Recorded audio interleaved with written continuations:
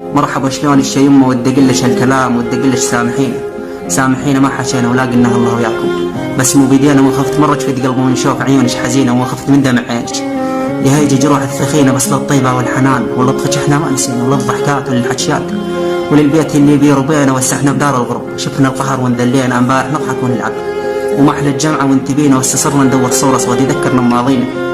وبالليل اني اتذكر كل اخواني وهم اخواتي لكل الربع اللي حوالينا، وبالليل هم يجي الخاطر ومن يجي يكثر بكينا وللقعده اللي جنب البيت وغش مرتنا وهم حكينا ومن يمر انت طاريك وما ادري شي يصير احنا بينا اريد اشكي شي ومن هي يسمع كل شكينا. احنا اللي ردناها الغربه التركيه الذل والدنيا وللطيبين وللزينين دورنا وهم ما لقينا، بس القهر وكل الظلم احنا سوينا بيدينا وضقنا البرد وهم الاسف والاسعار احنا مرضينا.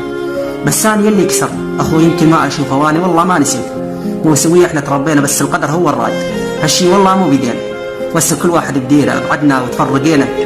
انا عايش كني ميت والثاني هي الموت بعين وبالغربه ما حد يداري ومنه يقول السوري وينه، بس اتمنى لو ارجع لك وابوسك من الجبينه واحنا متنا احنا بغيابك وفراقك هم من فينينا، بس بالاخر انا اقول لك لا تخافي انت علينا. انا السبع واحمد ذيب وانت اللي ربيتينا، بالاخر اهدي سلام من ابويا ولكل اخواني، انتم بقلبي ما انساكم، روحي بيديكم رحيم، روحي بيديكم رحيم.